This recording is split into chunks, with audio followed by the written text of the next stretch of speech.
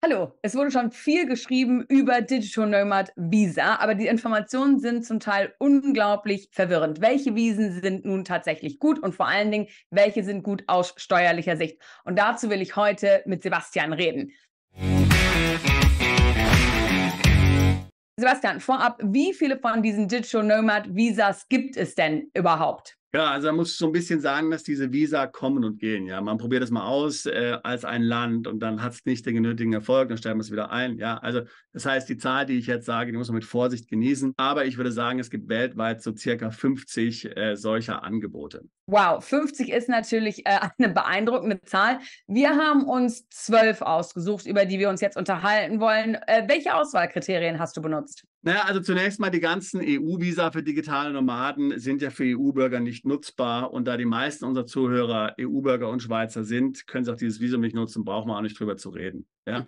Okay. Rausgelassen haben wir auch alle Visa, mit denen man jetzt nur ein halbes Jahr oder 8 Monate oder sowas bleiben kann. Unsere Liste enthält nur Länder, in denen du mindestens ein Jahr mit diesem Visum bleiben kannst. Ansonsten lohnt sich ja der Aufwand gar nicht. Und dann haben wir auch noch Länder rausgelassen, die jetzt sehr hohe Anforderungen haben. Ja, also Cayman Islands zum Beispiel musste mindestens 100.000 im Jahr nachweisen. An Einkommen in Thailand sind es 80.000. Das ist unpraktisch, weil wir haben einfach Mandanten, die haben zum Beispiel, weiß ich, 100.000, 200.000 aus Krypto, das zählt dann nicht als Einnahmen und so. Also das sind alles Dinge, die sind nicht so gut. Wir haben Mhm. zwar auch Visa, wo man Einkommen präsentieren muss auf der Liste drauf, aber nicht mehr als 50.000 US-Dollar. Das sollte jeder hinbekommen.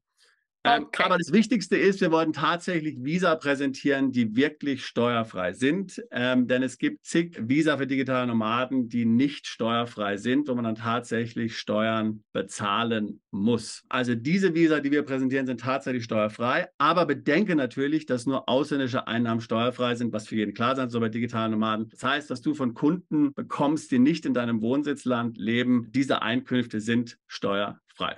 Jetzt sind wir mal gespannt. Wollen wir anfangen? Wir haben das nach Kontinenten aufgeteilt. Lass uns als erstes mal Europa anschauen. Machen wir Europa. Hier gibt es nur ein Land und das ist Montenegro. Wie gesagt, Mhm. die EU Digital Nomad Visa sind ja für EU-Bürger nicht nutzbar. So, hier sind mal Infos zum Visum für Montenegro. Ist komplett steuerfrei. 2 Jahre gültig mit dann nochmal 2 Jahre Verlängerung. Mindesteinkommen ist dreimal der Minimallohn in Montenegro. Das sind also ungefähr 500 Euro in Montenegro. Kann man sich also überlegen. Das heißt, wenn man 1.500 verdient, dann kann man es nutzen. Kosten stolze 67 Euro.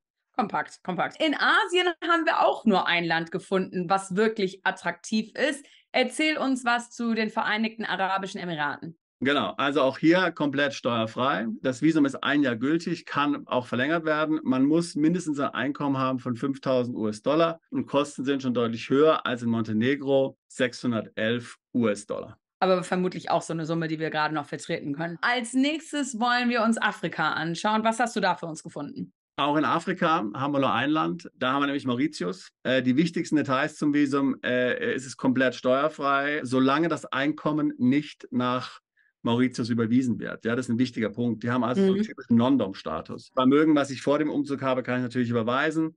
Allerdings darf ich hier Karten und so weiter nutzen, was ich in vielen Non-Dom-Staaten ja nicht darf. Aber in Mauritius darf ich ausländische Karten verwenden. Das gilt also nicht als ins Inland überwiesen. Okay. Dieses Visum ist mindestens ein Jahr lang gültig, kann auch verlängert werden. Ich muss mindestens ein Einkommen von 1.300 Euro nachweisen und Ja. ich habe keine Visumsgebühren.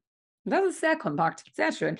Das heißt jetzt, dass die restlichen 9 Länder auf dem amerikanischen Kontinent sind. Willst du uns mal durchgehen, was du da gefunden hast? So sieht es aus, richtig. Und ich habe es jetzt hier aufgelistet in zufälliger Reihenfolge. Ja, also Nummer Okay. 4 ist Argentinien. Ja. Argentinien komplett steuerfrei, ist ein Jahr gültig, gibt kein Minimaleinkommen mit 200 $ Gebühren, recht moderat. Okay.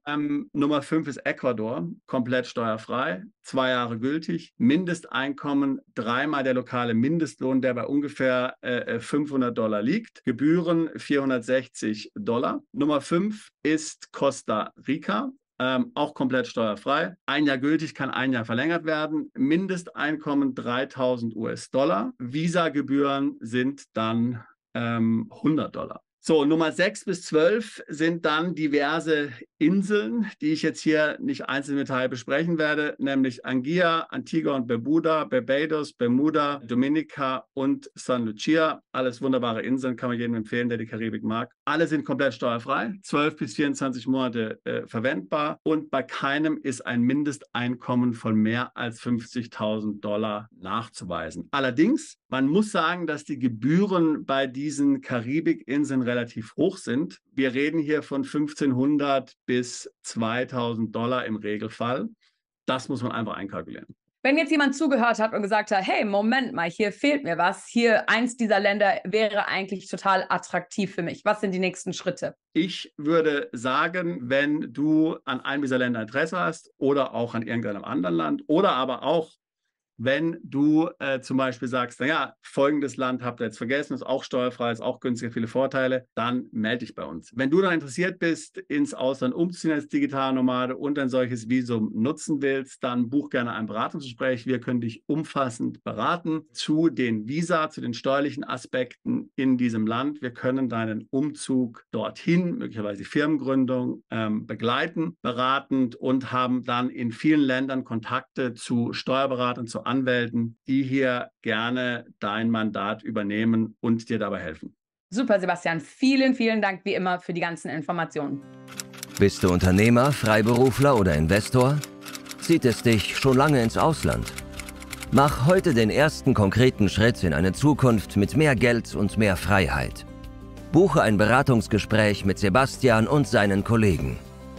Unsere Kanzlei unterstützt Mandanten wie dich dabei, deine Steuerlast legal zu reduzieren, Vermögen aufzubauen und zu schützen und deine persönliche Freiheit zu maximieren.